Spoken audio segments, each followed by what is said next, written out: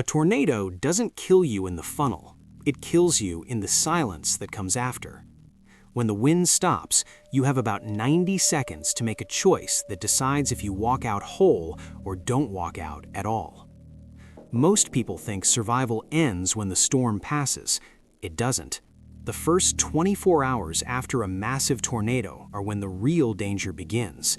Structural collapse, live wires, gas leaks, and contaminated water. This is the window where prepared people survive and unprepared people make fatal mistakes. Here's how you maintain control in the critical first day after a tornado tears through your area.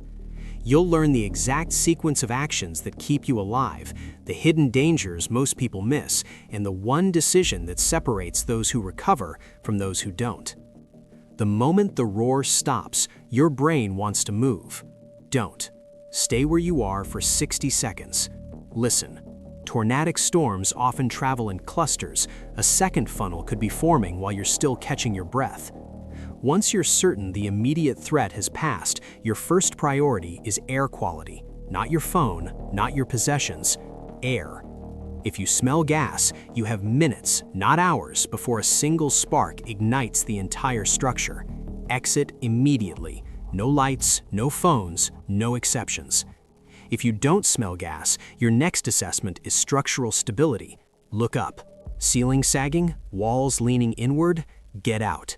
A building weakened by a tornado can collapse from nothing more than settling weight or a strong gust. Here's what most people get wrong. They assume if the house is still standing, it's safe. It's not. Tornadoes create microfractures in load-bearing walls and roof trusses that fail hours later, sometimes while people are searching for valuables inside. If you're staying in the structure, avoid the center of rooms. Stay near exterior door frames or against interior walls on the lowest floor. This positioning gives you the best chance if a delayed collapse occurs. Now, communication. Text, don't call. In a disaster zone, text messages use far less bandwidth and have a higher chance of getting through. A 6-word text, alive, at home, not injured, can reach family when a call won't. Charge your phone only if you have power. If the power is out, preserve your battery like it's the last gallon of water in a desert. Turn off Bluetooth, lower brightness, enable low power mode. Your phone is your lifeline for the next 24 hours. Most tornado deaths after the storm don't come from the wind.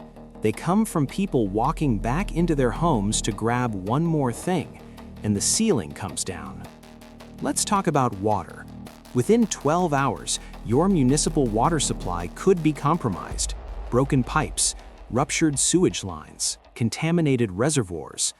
If your taps still work, fill every container you have in the first 2 hours. Bathtubs, pots, bottles, even trash bags doubled up inside a cooler. 1 gallon per person per day is the baseline.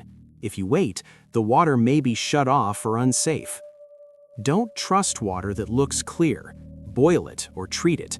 Tornadic debris contaminates groundwater with fertilizers, chemicals, and waste. A single sip of untreated water can incapacitate you with illness when you need strength the most. Next, electricity and fire hazards. Assume every downed power line is live, even if it's not sparking, even if it's half buried in mud. Stay at least 35 feet away. Wet ground conducts electricity farther than you think. If you're using a generator, place it outside, at least 20 feet from windows and doors. Carbon monoxide poisoning kills silently. You won't smell it, you won't see it, you'll just stop waking up. Here's a real-world example. After the 2011 Joplin tornado, a family survived the storm in their basement. 6 hours later, they ran a generator inside their garage to charge devices. All 4 were found unconscious the next morning. 3 survived. 1 didn't. Flashlights only, no candles, no lighters.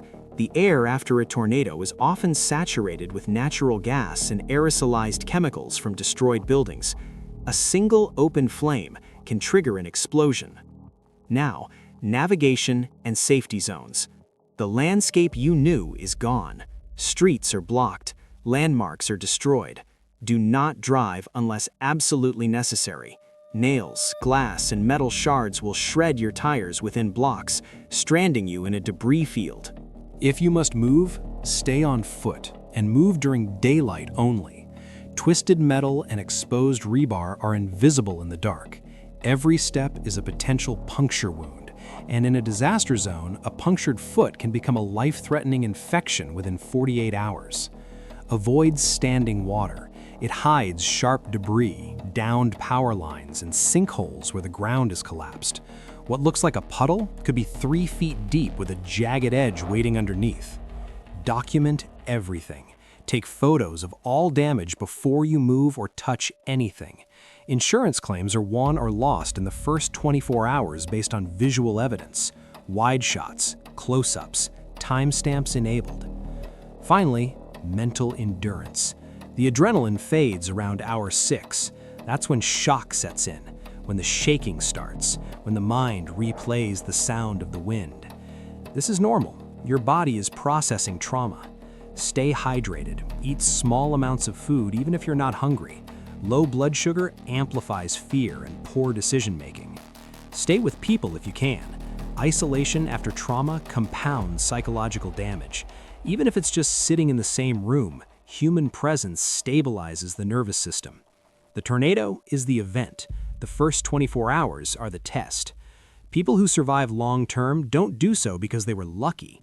They survive because they understood the sequence: air, structure, water, communication, movement, and they executed it without hesitation. The difference between recovery and ruin is measured in small, correct actions taken when everything inside you wants to panic. The wind stops, the clock starts. What you do next is everything.